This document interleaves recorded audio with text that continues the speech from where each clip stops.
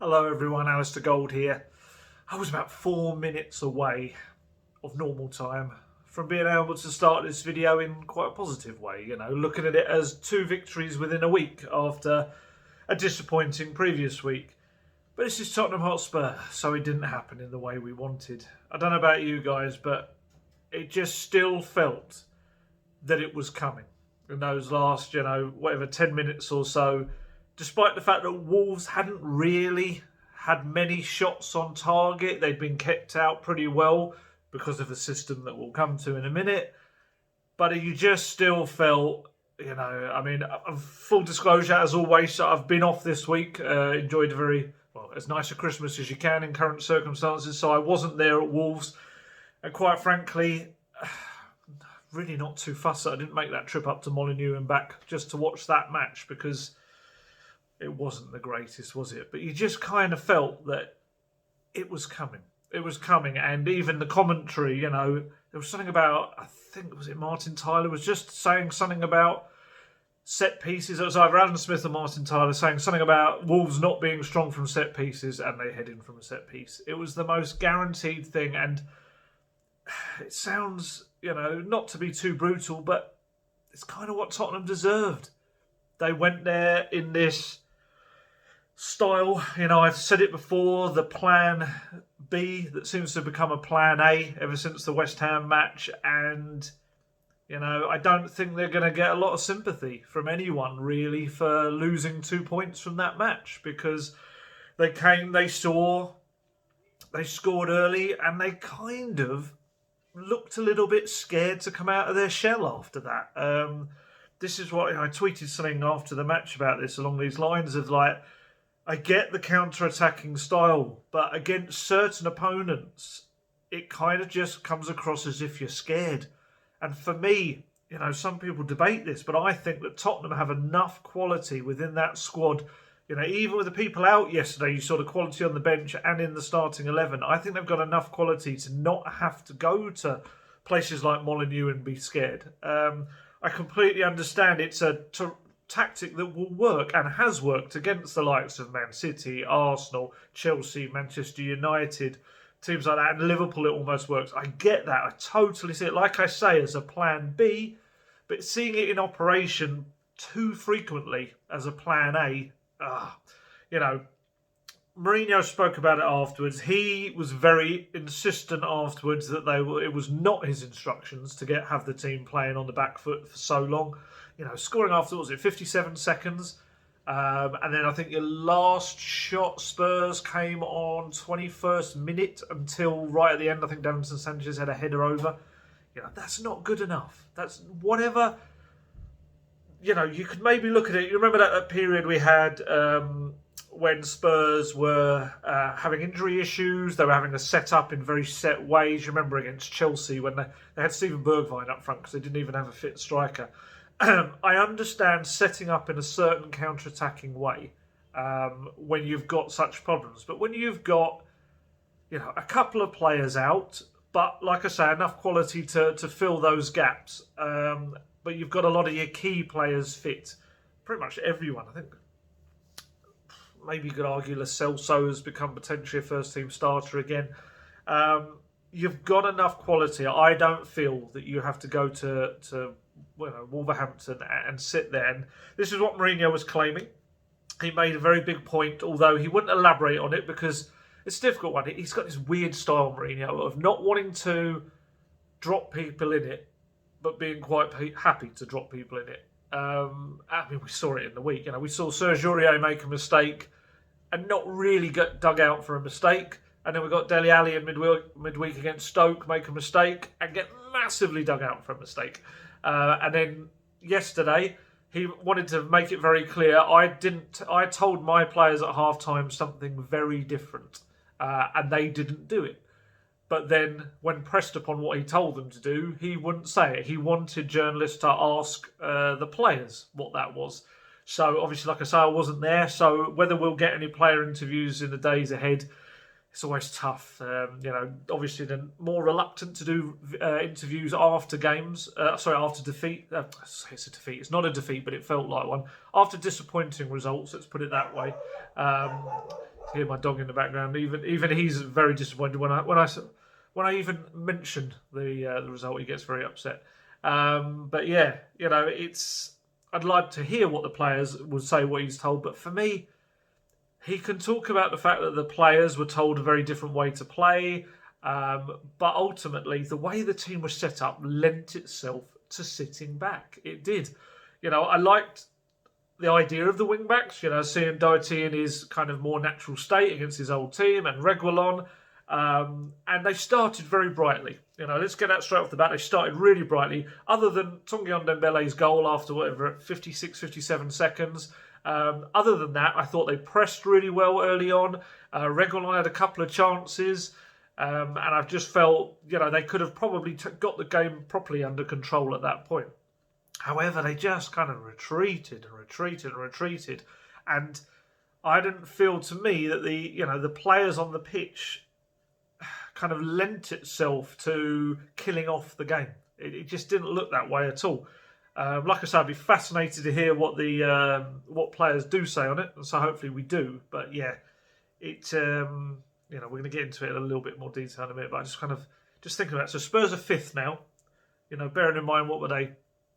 10, 14 days ago were top of the table. They're now fifth, 6 points off Liverpool. But what I think is probably most galling about it is that late goal means Spurs have now dropped 9 points by conceding goals in the last 10 minutes.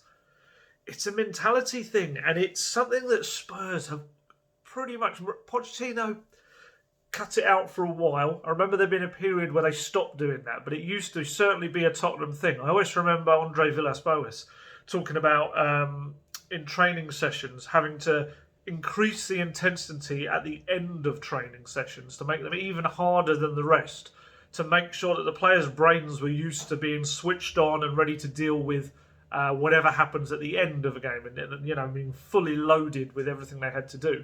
I don't know whether that's something that Mourinho will do or does, or I don't know. But again, another set piece, which is the most frustrating thing, is that the defence, out of anyone yesterday, couldn't really be criticised because they shut out Wolves for most of the game. They had very few chances. Lloris, I can't really remember many very good saves. A couple of low, comfortable saves that he had to make. Defensive-wise, I thought Ben Davies had a really good game. I thought he contained Traore quite a lot. You look at everyone, how do I put this? I'm not a huge Traore fan. I maybe see more of the Middlesbrough Traore. I know certainly he's had very good spells with Wolves, but yesterday for me kind of showed a bit more of the old Middlesbrough Traore, where he's running down, he's got this incredible pace, but he doesn't really do anything with it at the end of it. And I kind of felt yesterday that Ben Davies pretty much kind of had him in the back of his pocket, and he obviously had Reguilon backing him up, and then Dyer coming across as well. So they really well marshalled him, and they didn't need to do, I think it was it last year at Molineux when they were all kicking lumps out of him? They didn't have to resort to that. So yeah, I thought defence did really well. A little note on Ben Davies. I think he's studying for a degree as well at the same point. I don't know if it's in business, something to do with business or not, but just a little aside there. I'm pretty sure I saw that the other day, or saw something that indicated that he was, which is pretty cool. Just had to say it. So it's completely not relevant to anything, but I just thought it was a really cool little thing.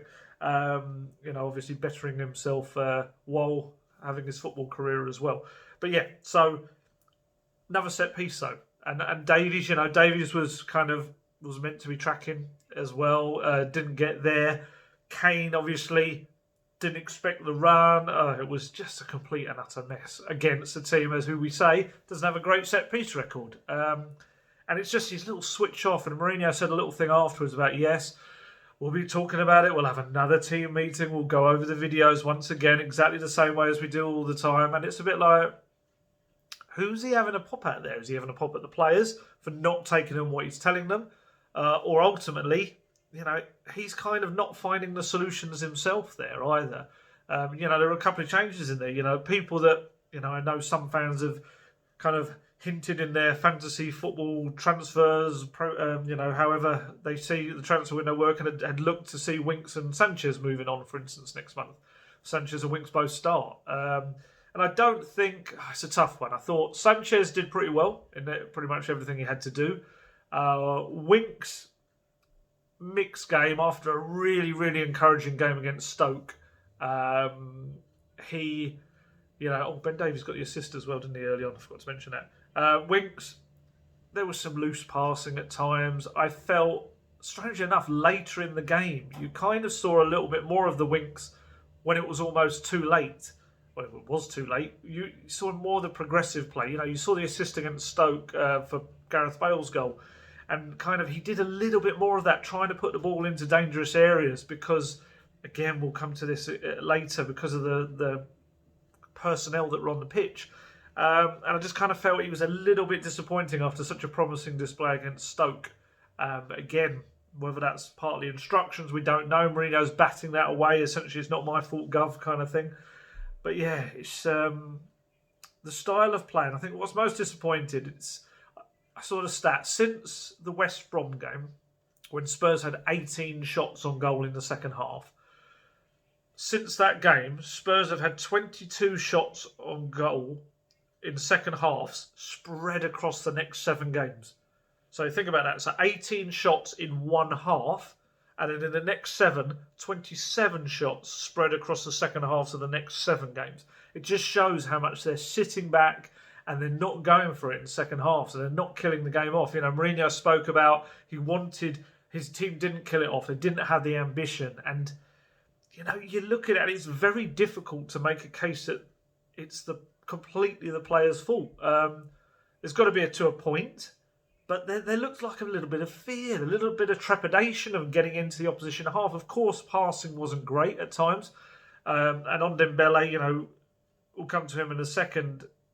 He dipped slightly in the second half. Still not, for me, enough to have it warrant him coming off. But, yeah, you look at Son and Kane, and it's like Ferrari's dragging along a plough behind them in a field. It's just... You just got top quality doing so much defensive grunt work that they're actually almost not ready or prepared or sharp to do what they've got to do in the second half of the opposing half of the pitch, and they're going to be knackered as well. I think you're starting to see little signs of Son and Kane getting a little bit tired. I know this is a festive period when that's going to happen, but a lack of changes, a lack of kind of taking some of the defensive burden off them. I said this, I think, in the last video, that yes, this match was probably going to be one where he wasn't going to take the shackles off the players. But I was surprised at the degree to which they were on. Again, Mourinho will utterly dispute this and he will say this is what he wanted. But I do feel when you set up the team as he did, with essentially 3 attacking players in there, really, if you're going to include Ndombele as well. That's a lot of players doing more defensive work than they are attacking, and that's what will lead to naturally players sitting back and defending. We could talk about the Tottenham way. The Tottenham way is a really frustrating one. I see people talk about it, and I can see completely both sides of the argument on it. There's people that don't want to see, like I said at the start of this, would I have wanted to travel all the way out to Molineux and driven back last night in the middle of the night? Not really. I love my job and I love being able. I'm very fortunate to be able to go into stadiums when others can't and cover matches. Was I kind of relieved I didn't have to drive all the way on that round trip and watch that? A little bit, to be honest. And yes, that's very much against the Tottenham way. That kind of football. I can certainly see the frustrations of people that have been born and bred on that and love that kind of free-flowing football that Spurs can do and have done this season earlier on. But I can also see the flip side to people that will say, well, your Tottenham way, next year it'll be 60 years since the Tottenham way brought a league title. And, cups have just been very sporadic in between, the odd domestic cup and Europa League and UEFA Cup, obviously, as it was called back then. I get it. I totally get both sides of it. I get that the football isn't great. In the last, it's without a win in 4, and I also understand the point that that Tottenham way has done nothing. It's a really difficult one to, I've seen people say, and I agree with the sentiment that in the peak Pochettino years, football was awesome. Spurs are flying, finishing second, third in the league, stuff like that. It was great to watch. It was, that last year at White Hart Lane was an absolute joy and pleasure to be part of. But the problem is, you get to the end of everything and you look back, and we'll probably will remember that season. But would you remember it more than a season that Spurs win a trophy? And it's such a weird kind of thing. Personally, I think, having been fortunate enough to experience that, I think now and hopefully this is a we, want to see Tottenham win a trophy. Would I be ecstatic? I think probably it has to be done in a certain way. Spurs obviously under Juan de Ramos won the League Cup in was it 2008? Do you look back on Juan de Ramos' time with joy and a little bit of nostalgic kind of love at what happened? Not really. I kind of feel, and this sounds awful to say, but I feel that League Cup kind of has sunk a little bit in terms of not a kind of it just didn't matter. That's certainly not the case. But I think the fact that Spurs then went on and Redknapp had to take them over because they were 2 points from whatever many matches it was after that cup win. It kind of didn't do anything. It didn't springboard, and that was always Pochettino's thing, was League Cups and little cups don't do much because they don't lead to stuff unless not as much as building on the big themes, the Premier League, the Champions League, stuff like that. But I don't know. I'm kind of split somewhere in the middle. I want to see better football than what Tottenham are playing right now, and I want to see Tottenham win trophies. Spurs have just had one or the other. Probably more of one than the other, certainly, and the other being the trophies. But we can't have too many nights like yesterday. Yesterday was just a tough watch.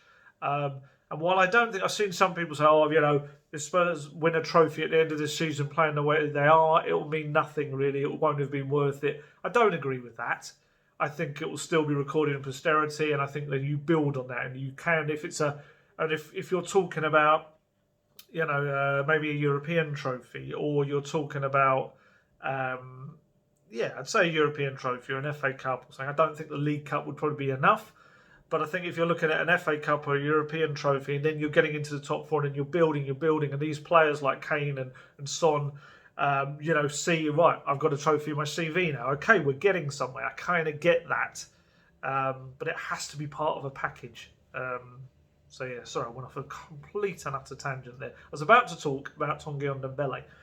Tanguy Ndombele, for me, it was so promising. A lot of certainly first half, I really kind of took quite a lot of note of his pressing. He was really pressing, and he wasn't just pressing in the middle. He almost had a job to press across the entire kind of front, left to right of the Tottenham attack. He was on one side and he was running across, following the ball all the way to cross. He had an absolute killer of a role, to be honest, especially for someone we know has not the best fitness in the world. And he was really, there were moments, and I think especially it caught up with him in the second half, when he was kind of trying to recover himself, and I think that affected his ability to then dribble with the ball. But, in that first half, the goal was nicely struck, perhaps a tad fortunate that it kind of wrong-footed the keeper.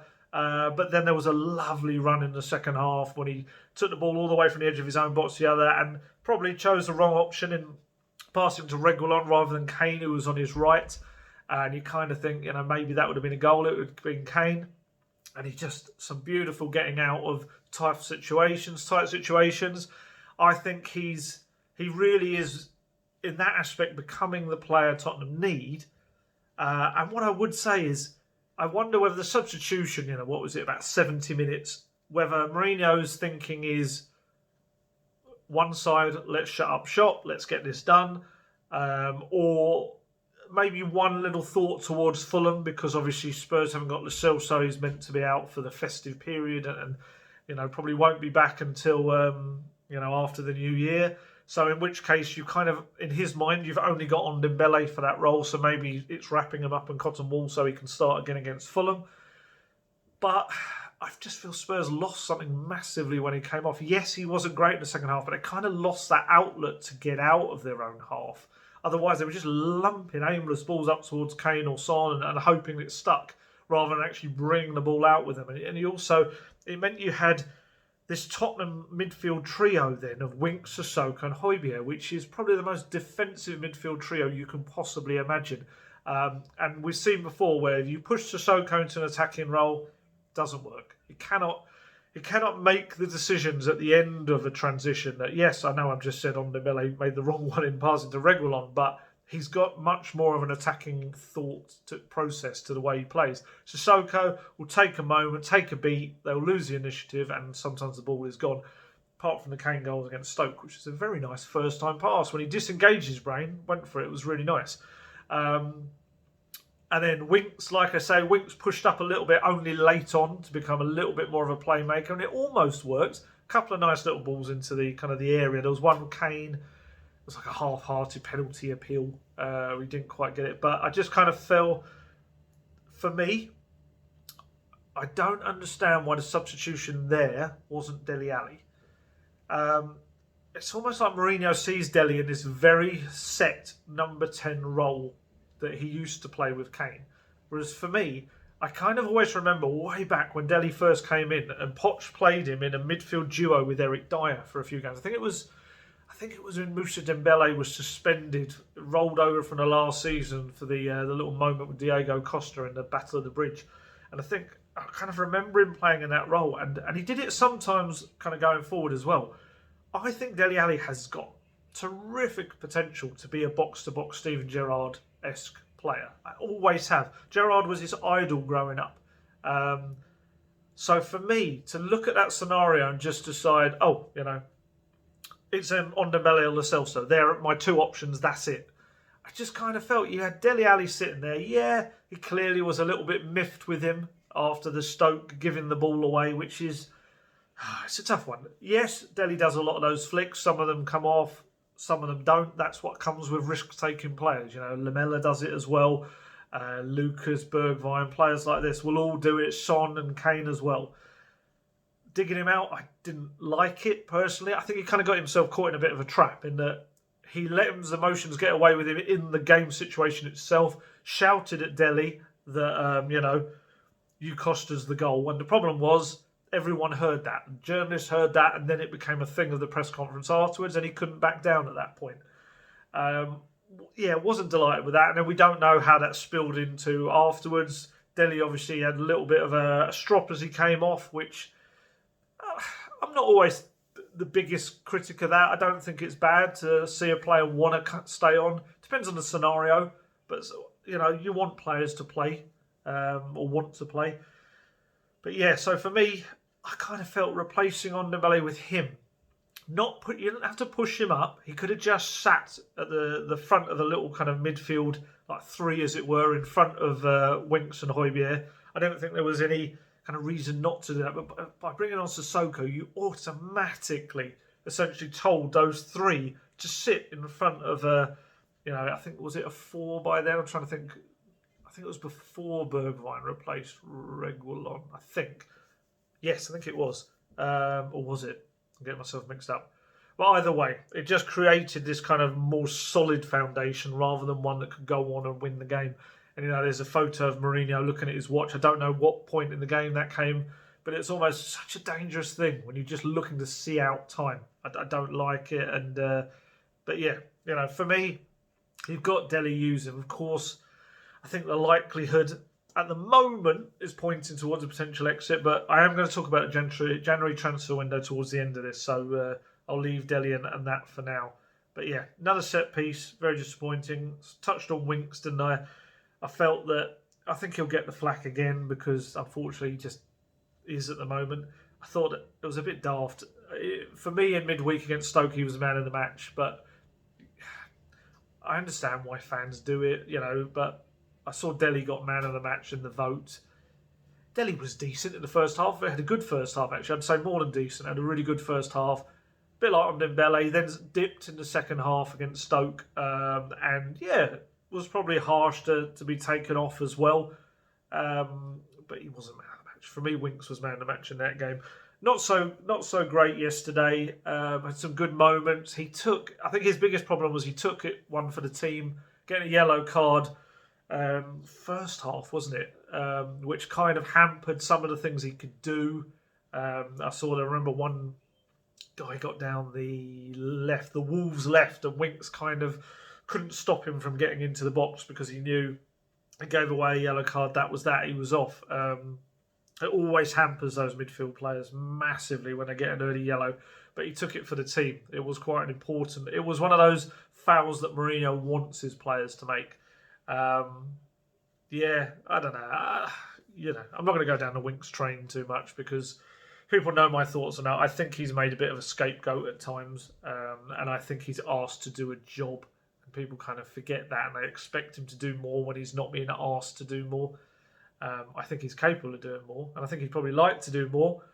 But yeah, we'll see on Winks. And I think disappointing for me as well was that after the goal, after Wolves equalised, Spurs then kind of swept up the pitch and showed the way that they can attack. Yes, they didn't really pepper the goal with shots, but they kind of showed more of what they could be.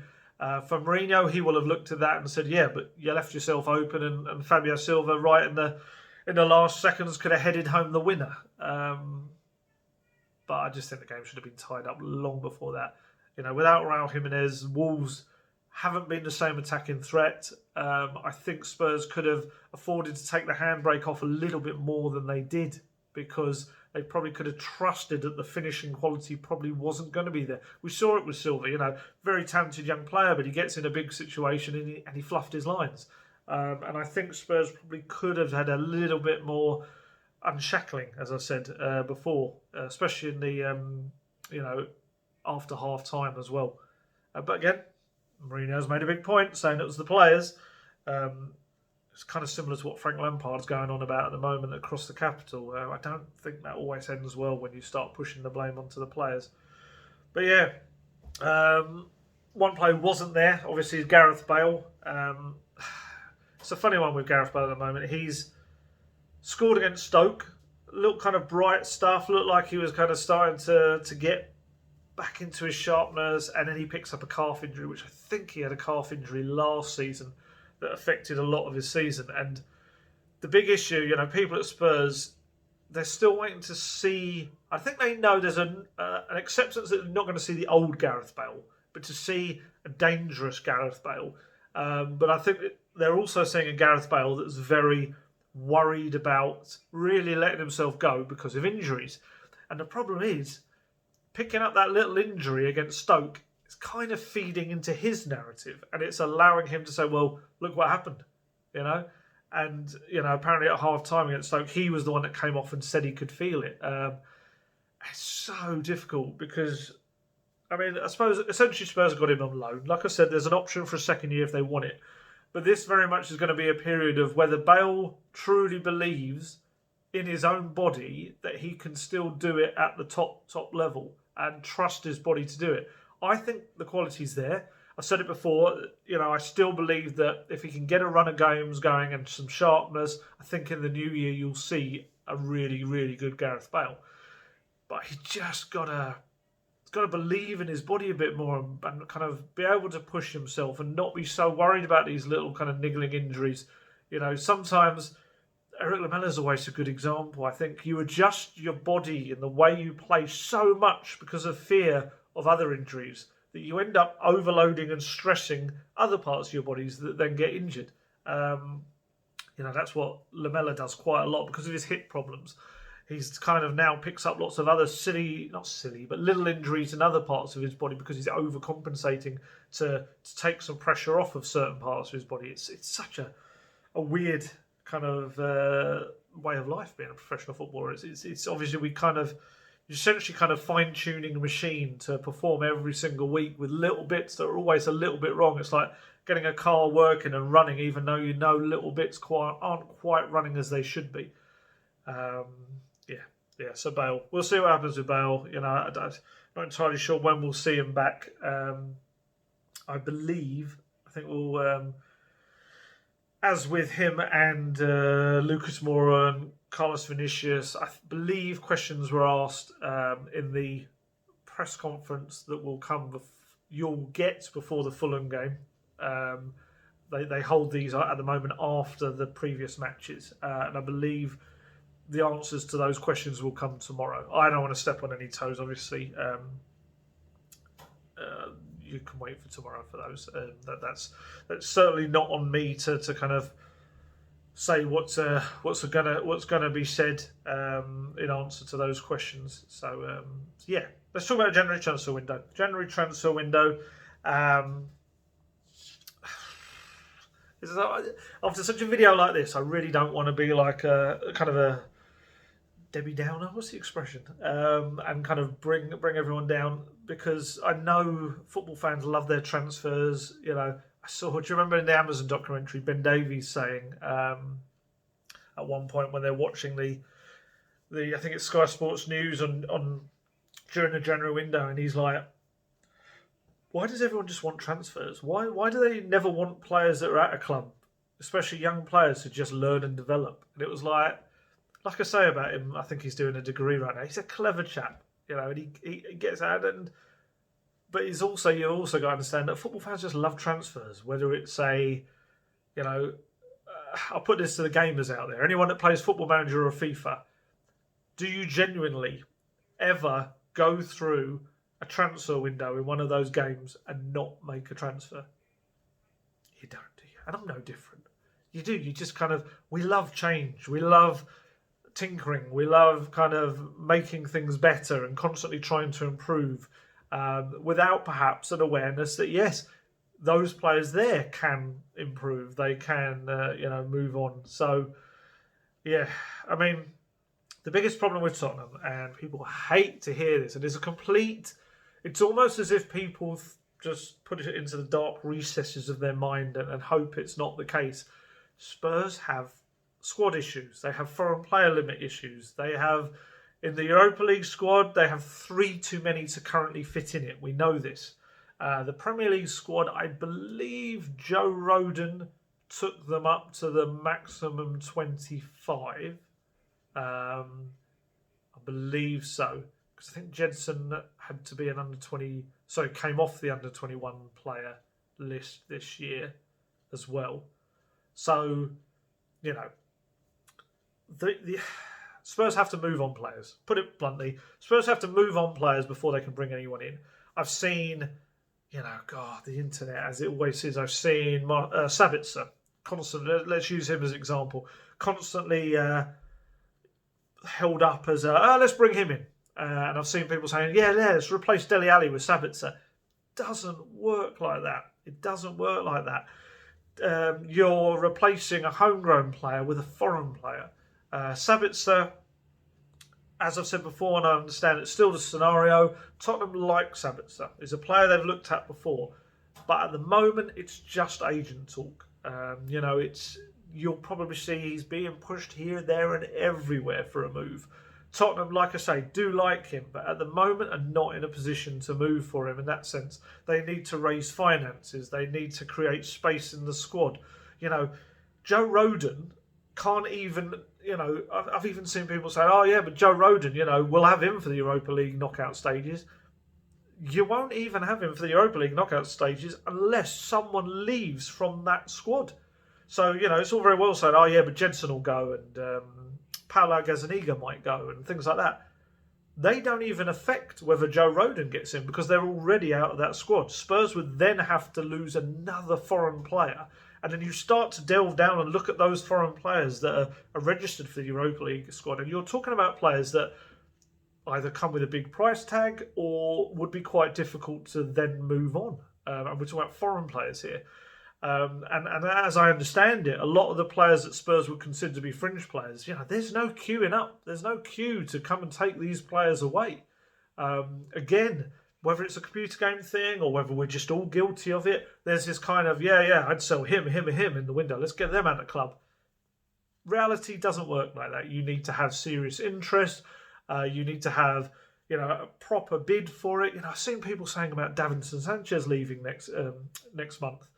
Davinson Sanchez, before Ndombele came along, was Spurs' record signing. You're talking about a player who was signed for almost £40 million, a player who, despite, yes, he makes some silly mistakes in games, he, is a player that Real Madrid, let's take it that game for instance. You remember the Champions League games against Real Madrid? He played incredibly well against like Ronaldo and people like that. This is a player with bundles of talent who just perhaps has technical issues sometimes, I'd say, and the odd lapse in concentration. But there is a very good player there, which you might say to yourself, but there you go then. So why wouldn't someone want that? But the problem is also the price tag that Spurs would put on him.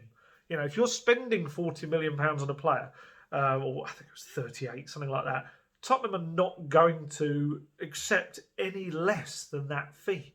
So in these tough economic times for a lot of clubs, someone has to come in with that kind of money. And Harry Winks, like Spurs aren't going to let Harry Winks go anywhere next month. That's not the case at all. You saw yesterday how kind of thin the line is between him coming back into the squad. He started the last 2 games. This isn't a player who is surplus to requirements in any way, shape or form. So you get into this really awkward area of so who moves on? You say anyone throwing Sabitzer at me. Who goes to bring in Sabitzer? It just doesn't work like that. You'd have to, yes, it's likely you'd think that Spurs, and I asked Mourinho about it before I had my Christmas break about Jedson. He said, it's down to Benfica and Spurs. Well, essentially, it's down to Benfica and the player really to decide whether his loan ends early. That obviously him coming would create one space in the Premier League squad. It does nothing for Europe. And then you say like Paulo Gazzaniga again. Paulo Gazzaniga, very similar. If Spurs were to get an offer for him, they would, a good offer. Wouldn't stand in his way. Again, doesn't help the Europa League squad.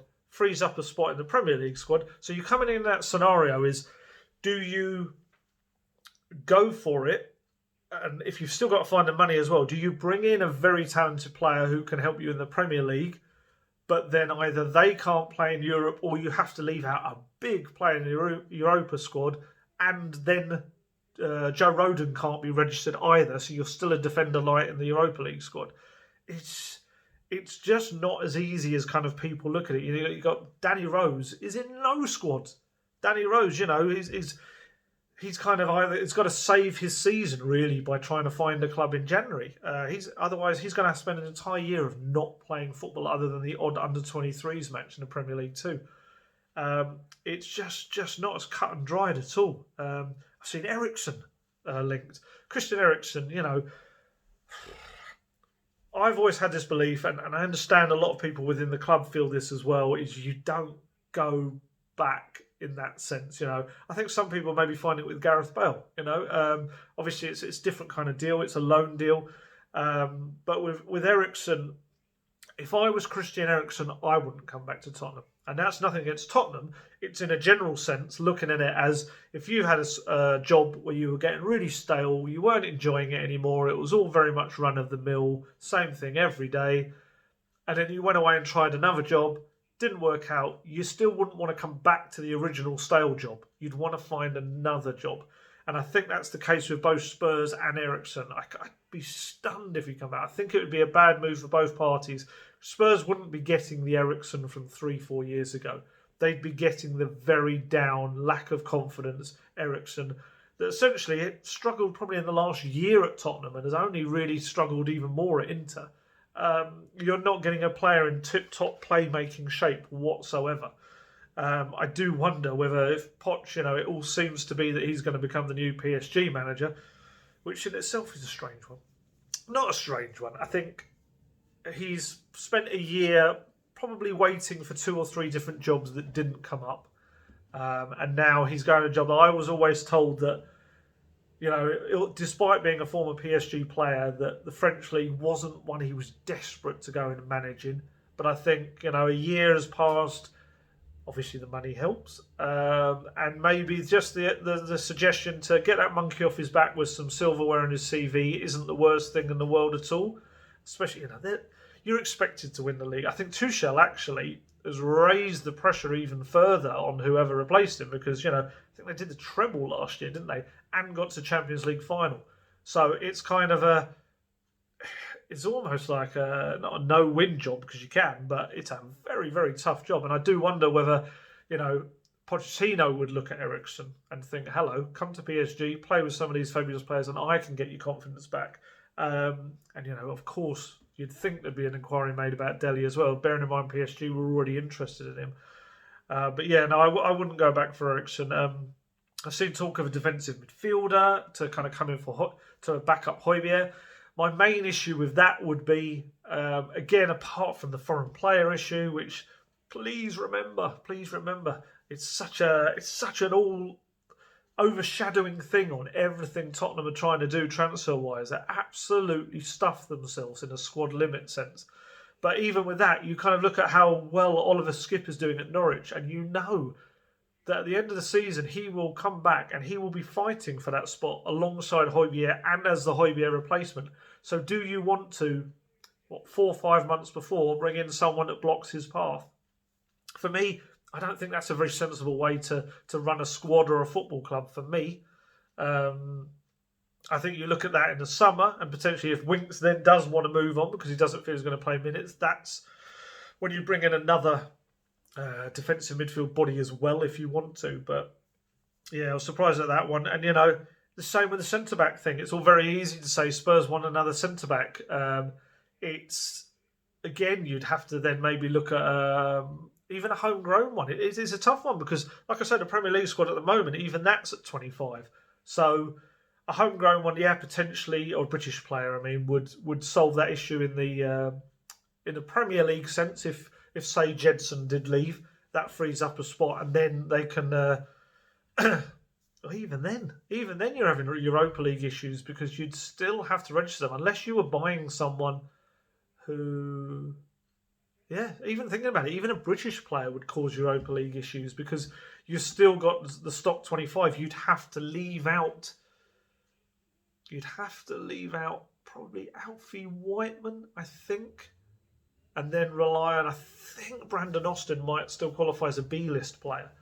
There's probably a way you could juggle another British player. It comes incredibly, you just couldn't bring another foreign player. So, yeah, we need to really, really, really be aware of it. It's so simple to just say, yeah, bring in Sabitzer, bring in Skriniar, bring in any of these kind of romantic foreign notions, as it were. But in practice, it just doesn't really work. Spurs would have to have a massive clear out in January, and we know that's very unlikely to happen. And this year when all clubs are struggling financially, I'd be very surprised if it's not an incredibly quiet window after such a busy summer one.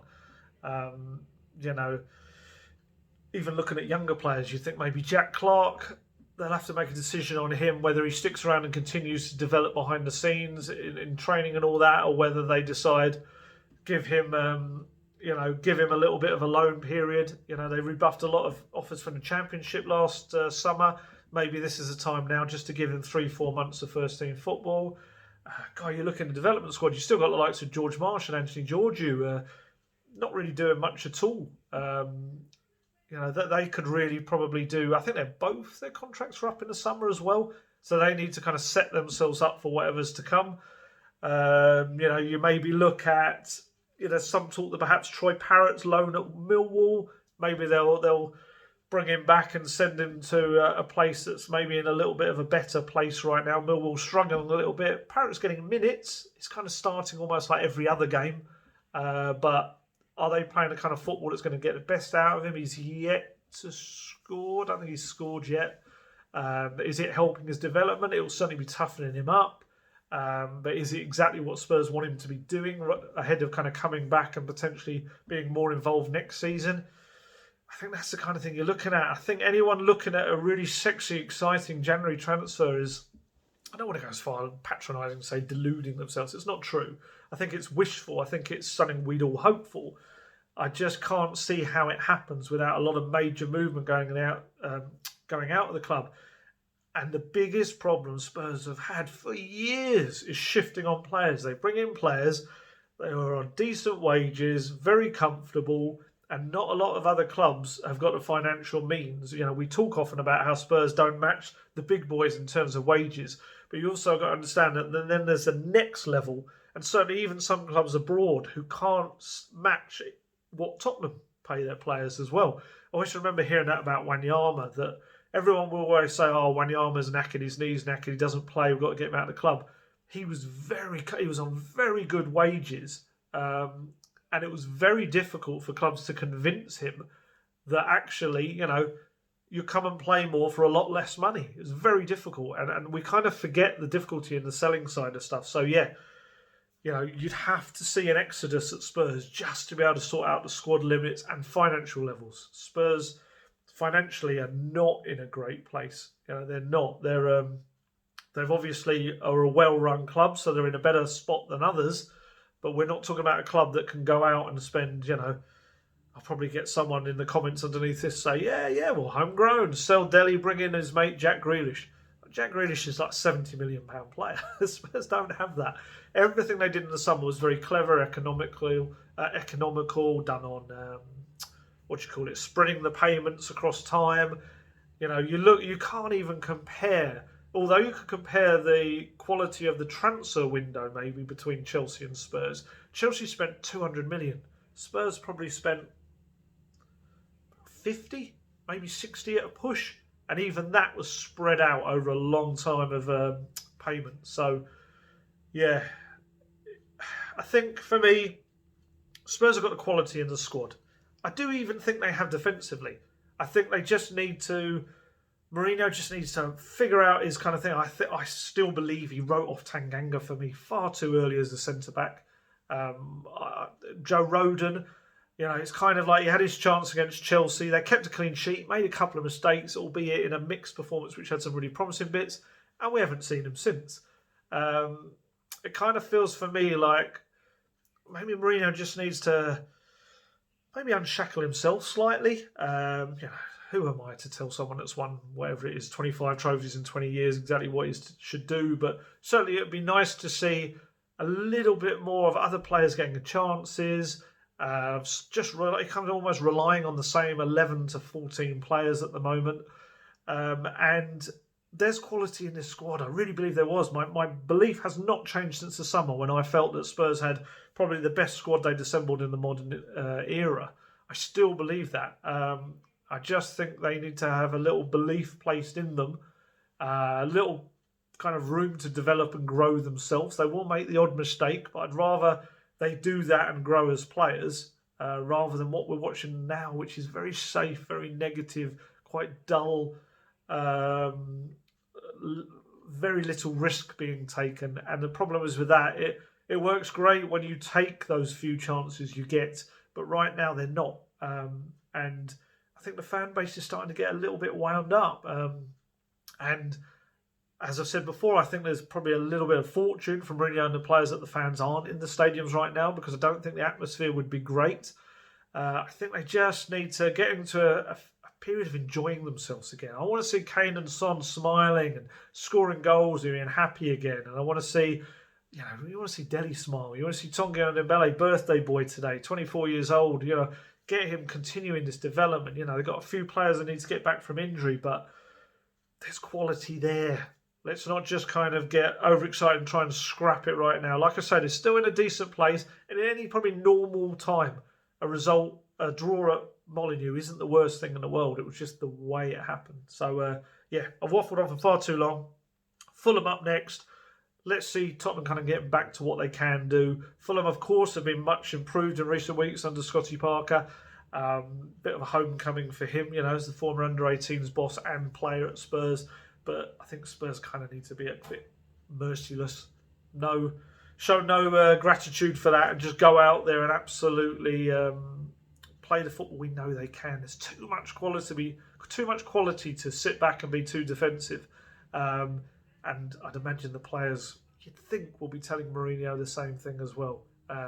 As I say, in Mourinho's case, in his defence, he's saying he's telling the players otherwise. I think this game against Fulham will be the perfect chance to show that's the case. I'm back in action, back at the Tottenham Hotspur Stadium for that match, so looking forward to that. And as always, stay safe, stay healthy, look after yourselves, and I will catch you later. Bye.